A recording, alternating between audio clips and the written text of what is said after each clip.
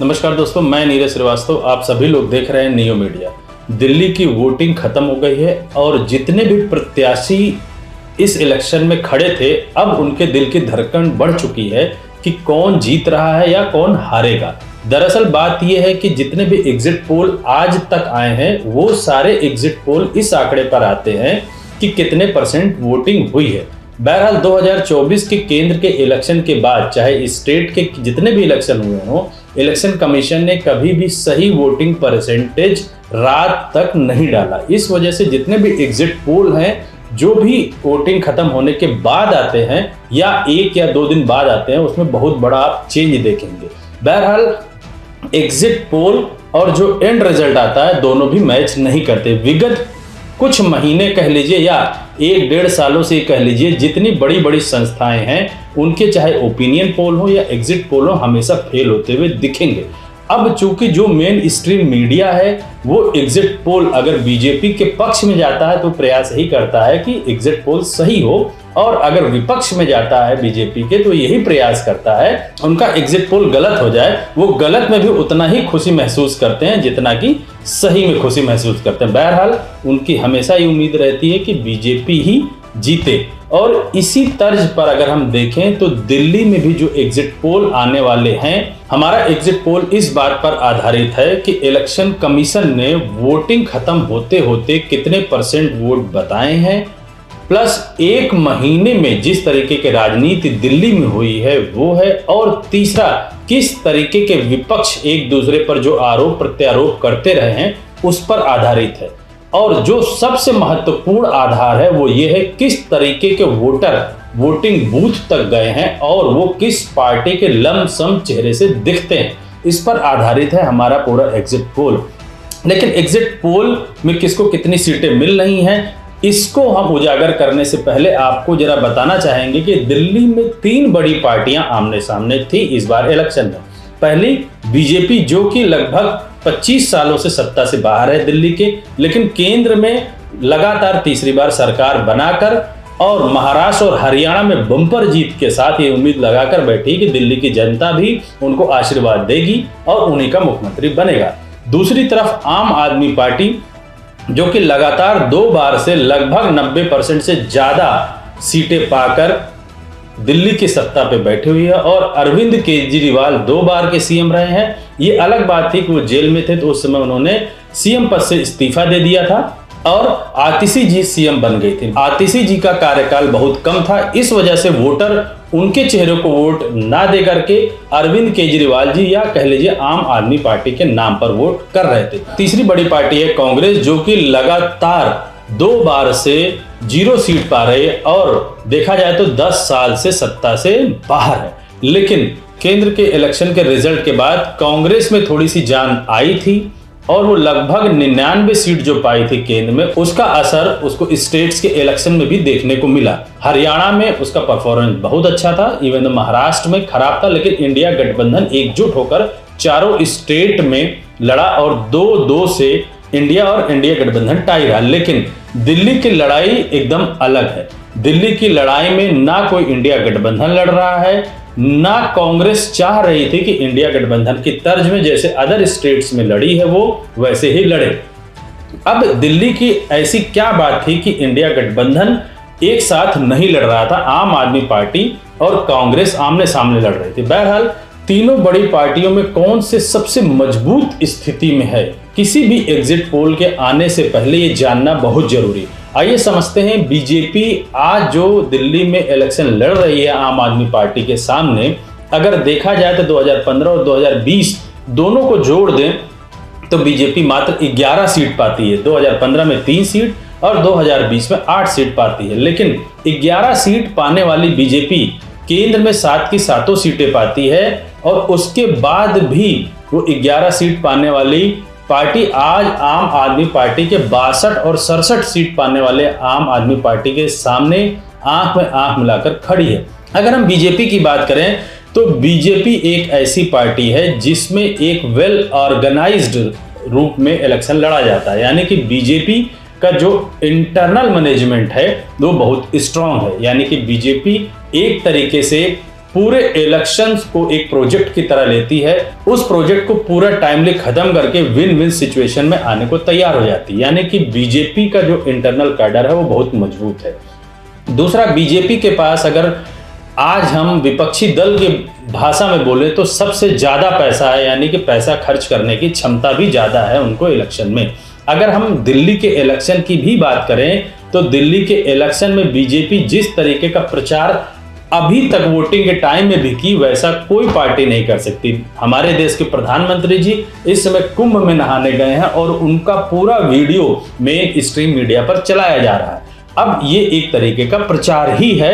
बहरहाल वो हमारे देश के प्रधानमंत्री हो, कहीं भी जा सकते हैं। मेन स्ट्रीम मीडिया का भी काम है कि उनको दिखाना कि हमारे देश के प्रधानमंत्री कहाँ जा रहे हैं और कैसे जा रहे हैं। बहरहाल विपक्षी दल ये बात को शुरू से बोलता आ रहा है कि 5 तारीख जानबूझकर ये डेट चुनी गई है कि कुंभ में वो नहाने जाएंगे ताकि मेन स्ट्रीम मीडिया में वो रहें। यानी कि बीजेपी का इंटरनल स्ट्रक्चर इतना मजबूत है कि हर इलेक्शन को, चाहे वो छोटे स्तर का हो या बड़े स्तर का हो, पूरे इलेक्शंस को बहुत ढंग से मैनेज करता है। दूसरा, बीजेपी को मैनेज करने के लिए उसके पास पैसा बहुत ज्यादा है और सारे कारपोरेट्स आज की डेट में बीजेपी के पक्ष में ही बात करते हैं। तीसरे सबसे बड़ा पॉइंट आता है हमारे देश के इंस्टीट्यूशंस, यानी कि चाहे वो सीबीआई हो, आईटी डिपार्टमेंट हो, ईडी हो या इलेक्शन कमीशन हो। अगर आप गौर कीजिए तो 2 तारीख को बजट आना था और 5 तारीख को यहाँ इलेक्शन है। अब यही इलेक्शन हो सकता है 10 दिन बाद भी किया जा सकता था या 15 दिन बाद भी किया जा सकता था, लेकिन बजट के बाद की ही डेट इसीलिए चूज की गई कि 2 तारीख को जो भी बजट में अनाउंसमेंट होगा, वो चाहे मिडिल क्लास के लिए हो या लोअर मिडिल क्लास के लिए हो या अपर क्लास के लिए हो, उसका इंपैक्ट 3 से 4 दिन तक सबके दिमाग में बना रहेगा। वो कहीं ना कहीं वो आदमी के दिमाग को भी चेंज कर देगा वोट डालते समय, क्योंकि मनुष्य का एक नेचर होता है कि जो तुरंत की घटना है उसका इंपैक्ट जरूर पड़ता है उसके हर कार्य में। लेकिन अगर यही 10-15 दिन के बाद इलेक्शन होता तो शायद ये बजट का असर ना दिखता। इसी तरीके से आप गौर कीजिए कि आज मोदी जी कुंभ में नहाने गए हैं और कुछ दिन पहले ही योगी आदित्यनाथ जी का एक भाषण भी था, सनातन धर्म को जो भी नुकसान पहुंचा रहा है उसको छोड़ा नहीं जाएगा। यानी कि ये जो कुंभ का नहाना है 5 तारीख को, कहीं ना कहीं हिंदुत्व को रिफ्लेक्ट करता हुआ भी आपको नजर आएगा। अगर इन सारी चीजों को जोड़ दे तो ये समझ में आता है कि आज कहीं ना कहीं बीजेपी मजबूत स्थिति में आपको दिल्ली में दिखेगी। अब दूसरी बड़ी पार्टी आम आदमी पार्टी, अगर हम प्रत्यक्ष रूप से देखें और 15 और 20 के रिजल्ट को भी देखें तो ये समझ में आता है कि आम आदमी पार्टी जो 60+ सीटें 2 बार लगातार मैनेज करने में सक्षम रही, वो पार्टी कहीं ना कहीं इस बार भी 50+ सीटें मैनेज करने में सक्षम रहेगी। लेकिन अगर हम आम आदमी पार्टी के बारे में बात करें तो आज आम आदमी पार्टी की जो सबसे बड़ी मजबूती है वो है उनका इंटरनल मैनेजमेंट। वो भी आज की डेट में एक वोटर तक जाते हैं, लेकिन 2015 और 2020 में जिस तरीके से उन्होंने जीत हासिल की थी उसके पीछे का जो भी कारण रहा हो, वो कारण शायद आज बीजेपी को पता है। इसी वजह से बीजेपी ने वोटर लिस्ट में चेंज किया और बीजेपी ये कहने से नहीं चूकी कि आम आदमी पार्टी 2015 और 20 के इलेक्शन में वोटर का नाम डलवाती थी, इसी वजह से उसको 60+ सीटें मिली। अब आम आदमी पार्टी के जितने भी नेता हैं वो आम जनता से निकल कर आए हैं और आम आदमी पार्टी हर एक घर पर पहुंचने में सक्षम है या आम जनता उनके नेताओं से मिलने में सक्षम है। ये आम आदमी पार्टी की सबसे बड़ी मजबूती है। अब आम आदमी पार्टी की जो सबसे कमजोर कड़ी ये आज की डेट में है कि विगत 2 साल से उसके बड़े से बड़े नेता तिहाड़ जेल में ही आपको दिखे होंगे।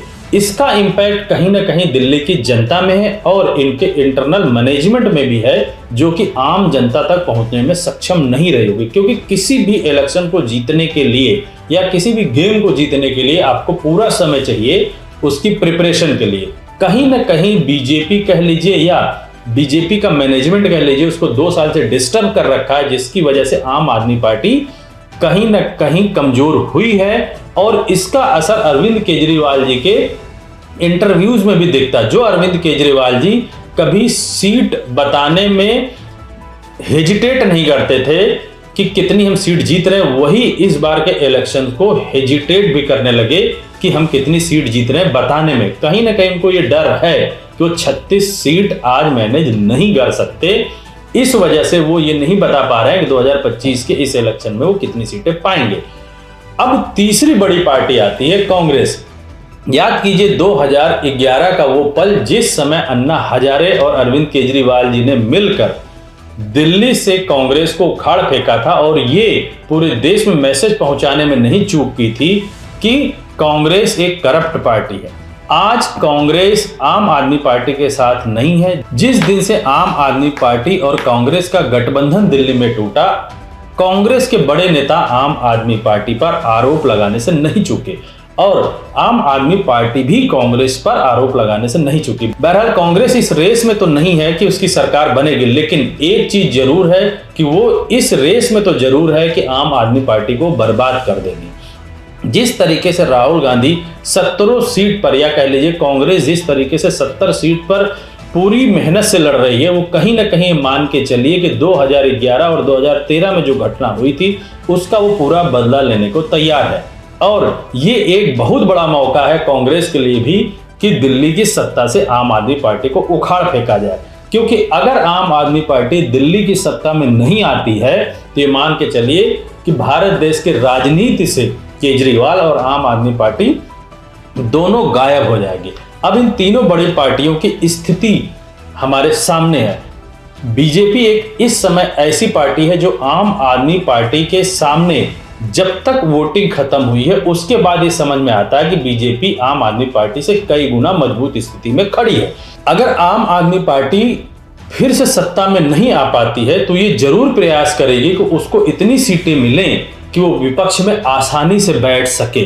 तीसरी बात है कांग्रेस की। कांग्रेस भरसक पूरा ये प्रयास कर रही है कि आम आदमी पार्टी को वहीं लाके खड़ा कर दे जहां से वो 2011 में शुरू हुई थी। यानी कि 2011 में जिस तरीके से कांग्रेस को आम आदमी पार्टी ने बर्बाद किया, वैसे ही कांग्रेस इस बार चाह रही कि आम आदमी पार्टी पूर्णतया दिल्ली से साफ हो जाए। एक बार दिल्ली से साफ होने का मतलब 5 साल जरूर कांग्रेस सत्ता से बाहर रहेगी, लेकिन अगले बार कांग्रेस पूर्ण बहुमत के साथ सरकार में आएगी। ये चीज कांग्रेस को कहीं ना कहीं समझ में आती। अब बीजेपी को ये बात समझ है कि जिस तरीके से 2011 में और 2013 में बीजेपी ने आम आदमी पार्टी को पीछे से और आरएसएस ने सपोर्ट किया था, जैसा कि विपक्ष बोलता आ रहा है, उस तर्ज पर बीजेपी जरूर चाहेगी कि आम आदमी पार्टी को जिंदा रखा जाए।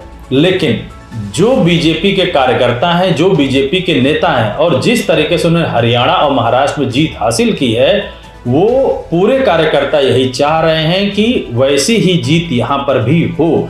जब आम आदमी पार्टी 67 सीटें पा सकती है तो बीजेपी क्यों नहीं? ये बात उनके कार्यकर्ताओं के दिल में है और आम आदमी पार्टी को पूरी तरीके से बीजेपी के कार्यकर्ता और बीजेपी के नेता खत्म करना चाहते हैं। बहरहाल जो बीजेपी के आला कमान है, अगर हम कहें मोदी जी और अमित शाह, वो आज आरएसएस की बात भी सुनने को तैयार नहीं। उनके दिमाग में कहीं ना कहीं ये चल रहा है कि आरएसएस अब उनके लिए जरूरी नहीं है, क्योंकि उनको फार्मूला पता चल चुका है कि देश में किस फार्मूले के तहत हम जीत सकते हैं। गौर कीजिएगा कि हरियाणा और महाराष्ट्र के इलेक्शन में कहीं भी मोदी की गारंटी नहीं बोली गई, लेकिन दिल्ली में मोदी की गारंटी नाम से बहुत सारी चीजें आपको पोस्टर्स में दिखेंगी, जबकि आरएसएस ये नहीं चाहता था। उसके बाद भी ये चीज दिल्ली के पोस्टर्स में देखने को मिली।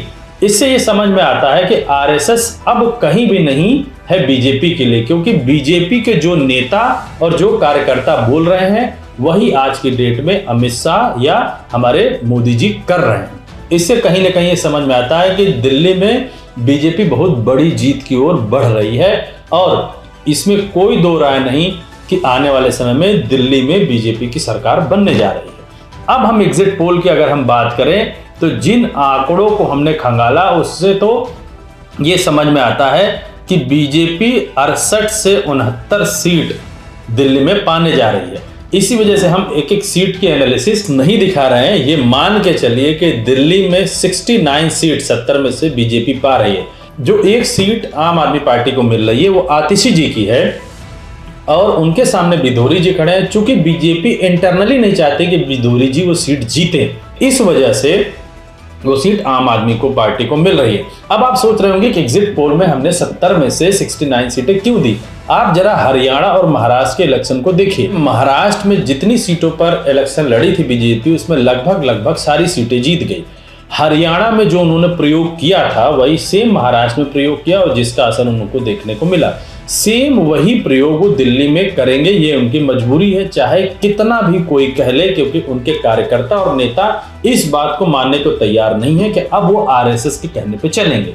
इस वजह से उनके पास मीडिया है, इंस्टीट्यूशंस हैं और उनके पास मैनिपुलेशन है और पैसे के थ्रू वो चीजें मैनिपुलेट कर सकते हैं। अगर आप विगत 2 दिनों में देखे हो तो जिस तरीके से पैसे का डिस्ट्रीब्यूशन हुआ और आज वोटिंग के टाइम में भी हुआ, वीडियोस आते रहे, वो कितने सत्य हैं या असत्य है हमारा चैनल इसकी पुष्टि नहीं करता, लेकिन कुछ बड़े चैनल्स ने दिखाए। तो इसका मतलब आप मान के चलिएगा अब इलेक्शन सिर्फ एक तरीके की अर्थमेटिक पर स्थित है, यानी कि कैलकुलेशन पर स्थित है और बीजेपी के पास पैसा होने की वजह से मान के चलिए आज बीजेपी 69 सीट जीत रही और कांग्रेस भी इस बात को चाहती है कि बीजेपी बम्पर सीटों के साथ जीते और आम आदमी पार्टी खत्म हो जाए पूर्णतया, ताकि वो आम आदमी पार्टी के जो भी वोटर आज आम आदमी पार्टी के पास हैं वो कांग्रेस के पास आए। इसी वजह से हम आपको 69 सीटें आज दिखा रहे हैं। हो सकता है ये 68 हो जाए, लेकिन इससे नीचे कोई उम्मीद नहीं है कि बीजेपी से कम जीतेगी। बहरहाल रिजल्ट में अभी 2 दिन बाकी है, देखते हैं इलेक्शन कमीशन कितने वोट परसेंटेज चेंज करता है या और कुछ वीडियोस हमें मिलते हैं तो हम आपको बाद में भी एनालिसिस दिखाएंगे। तब तक के लिए धन्यवाद। मैं अपने सारे दर्शकों से बोलता हूँ चैनल को ज़्यादा से ज़्यादा सब्सक्राइब करें, शेयर करें। धन्यवाद।